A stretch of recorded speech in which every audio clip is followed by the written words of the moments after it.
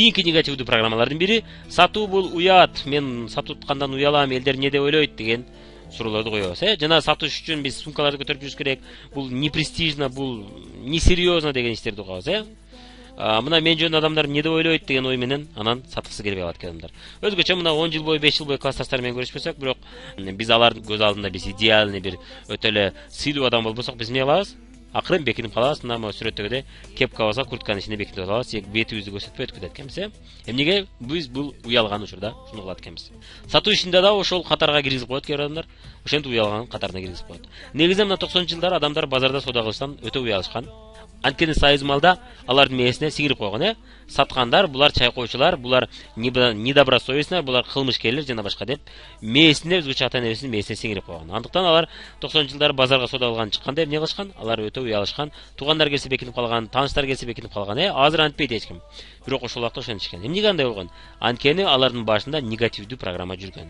Алардын эффективдүү иштешине жана ушул ишти жакшы көрүп, ушул ишти ийгиликке жетүүгө аракет кылууга көп терс таасирин тийгизген, тоскоол келтирген. Андыктан 90-жылдары бардыгы эле көтөрүлүп кеткен жок.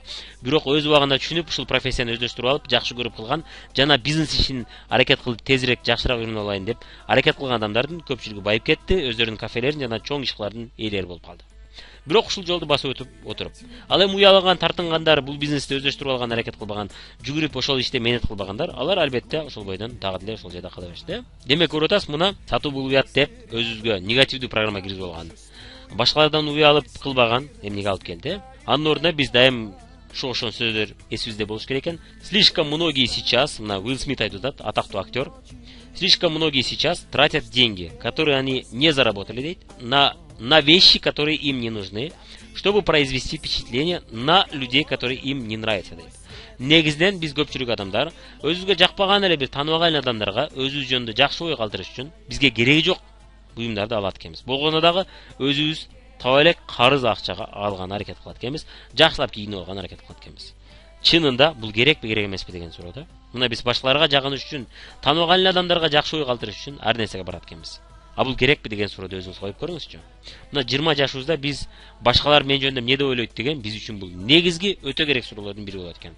Эгерде биз жөнүндө башкалар жаман ойлоп кала турган болсо, анда биз ал ишти кылбайбыз дейт экенбиз. Бирок 30 жашыбызда биз бара-бара үй бүлө багыш керек болгондуктан, материалдык жактан өзүбүздү каржылаш керек болгондуктан, ата-энеден акча суроо туура эмес болгондуктан, биз башкалар эмне деп ойлошот деген суроого келгенде биз мага баары бир деген жолго келет экенбиз. Биз өзүбүз койгон максатка жетүү үчүн алар ойлобогон, алар туура эмес деп эсептеген иштерди да кыла баштайт экенбиз. Өзүңүз билесиз, коомдо стереотип деген нерсе бар. Ошол стереотипке да каршы жүрө баштайт экенбиз. Бирок 40 жашта биз негизинен мага баары бир эмес, биздин турмуш, биздин иш боюнча аларга баары бир экенин түшүнөт экенбиз да. Наплевать экенин түшүнөт экенбиз. Мына Коко Шанель айткан экен, мне наплевать, что вы обо мне думаете. Я вас вообще не думаю дейт экен. Чындап эле көпчүлүк адам сиз жөнүндө ойлобойт, ойлогусу да келбейт. Алардын өздөрүнүн проблемасы и так эле жетишип атат. И так эле көп проблемасы.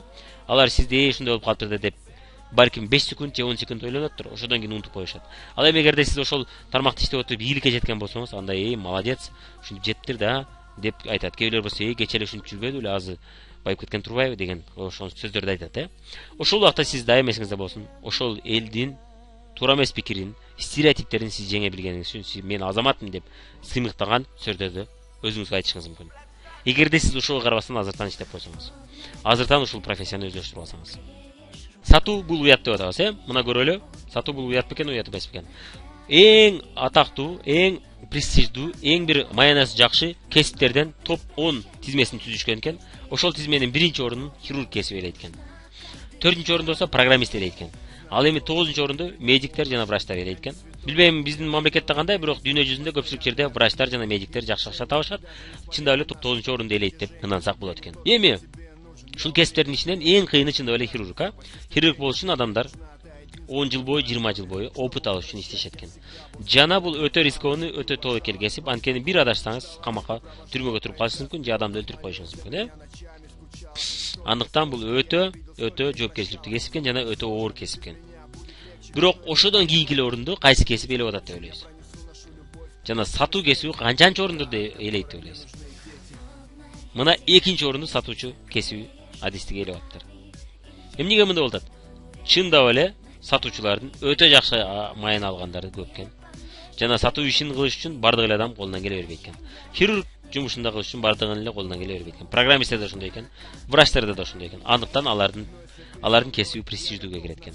Ал эми көчөдөн эле келген адам жасап кете турган кесип болсо, анда албетте ал престиждүү болбойт экен. Көпчүлүк учурда ушундай кыйын профессиялар жана мына сатуучу болуш үчүн албетте кандай адамдар сатуучу болот?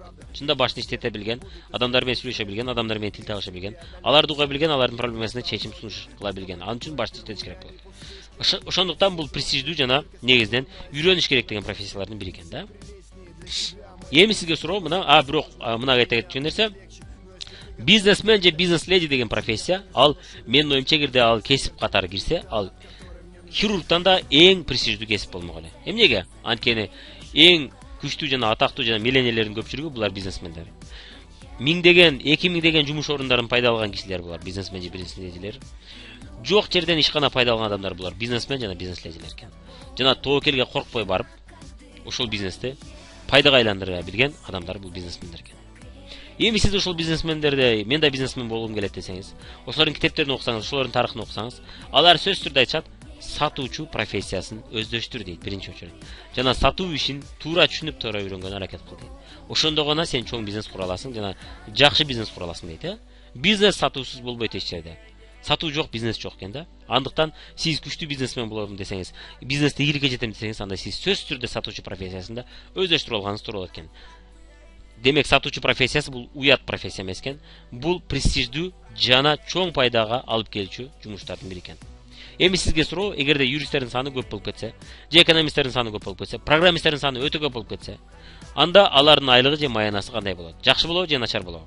Албетте начар болот, анткени конкуренция көбөйүп кетет. Конкуренция көбөйгөн сайын кичине айлыкка иштеген макул болгондар да көбөйүп кетет. Демек, ал кесиптин маянасы түшүп кетет.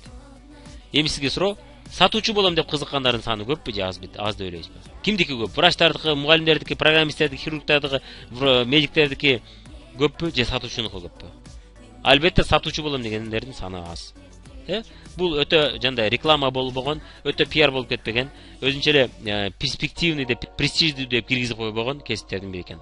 Элдин оюнча ал престиждүү дегенге кирбеши мүмкүн. Бул туура эле болушу мүмкүн. Бирок именно ошол себептен сиз ошол кесипте лучше болгон шанс көп экен. Анткени конкуренция аз экен. Жана айлыгыңыз да дайым жогору болот. Кайсы жерге барбаңыз, көп жерге жумуш орун издебеңиз, сатуучу дайым керек болот экен да. Анткени күчтүү сатуучулар аз экен. Ал эми сиз чындап кыйын профессионал күчтүү сатуучу болсоңуз, сиз дайым жумуш орун таба алат экенсиз. Эгерде жумуш орун таппасаңыз да, өзүңүздүн бизнесиңизди баштап, аны раскрутка кылып өстүрүп алат экенсиз. Мына биз да өзүбүздүн бизнестерибизди эмнеге кое алдык? Анткени биз сатуу процессин жакшы уюштура билебиз, жакшы түшүнө билебиз. Анткени биз сатуу профессиясын ичип жеп койганбыз уже. Сатуучу бул ким? Сатуучу мына көрүп атабыз, семечка саткан адам, картошка саткан адам, же самса саткан адам бул сатуучу деп ойлойбуз, Көпчүлүк учурда биз ушул сатуучуларды көбүрөөк көрөт экенбиз. Андыктан биз сатуучу дегенде ушуларды элестетет экенбиз да. Андыктан биз сатуучу болгум келбейт дейт экен, деш жүзүн күткөн. Бирок сатуучулардын ар кандай формасы, ар кандай уровень, ар кандай деңгээли бар, Мына биржевой брокер, бул да сатуучу. Компанияларды, бизнестерди сатып атат. Алар көптөгөн компаниялардын долясын сатып атат, 1 мүнөттө $100,000 оборот кылат. 1 мүнөттө $1 миллион оборот кылат алар. Сатуучунун мына колл-центрде иштеп, телефон аркылуу адамды кызыктыра билип, телефон аркылуу интернет дүкөндөрдө раскрутка кыла билген жана көптөгөн клиенттердин суроолоруна туура жооп бере билген адамдар да булар да сатуучулардын катарына кирет экен. Сумка көтөрүп жүрүп саткандар да булар сатуучулардын катарына албетте кирет. Бирок биз бул жолго үйрөтүп аткан жокпуз сизди. Сумка көтөрүп жүрүп сатыңыз деген жокпуз. Биз анын ордуна каталог, башты иштете билүү, адамдарды уга билүү, суроолорду бере билүү жана алардын муктаждыгына жараша сунуш кыла билүү, анан алар заказ бергенде көтөрүп келип, алып кеп берүү жолун үйрөтүп атабыз. Бул башка форма. Жана интернет аркылуу оптом сатууну уюштура билүү. Биз буга группа түзүү деген сабакты үйрөтөбүз. Эгерде сиз бул сабакты жакшылап өздөштүрүп алсаңыз, практикада жасап, муну түшүнүп алсаңыз, кардарларды тейлей билип алсаңыз, анда сиз оптомдагы ошол ишти уюштура билет экенсиз. Оптом сатуу бул бир айда 100,000, 200,000, 500,000, миллион сомдук оборотду жасай билүү. Бул оптом сатуу, айына 5,000 эмес, 10,000 эмес, ошончолук көп товарды сата билүү. Ал үчүн сиз дагы деле сатуучу профессиясын жакшылап өздөштүрүп алышыңыз керек.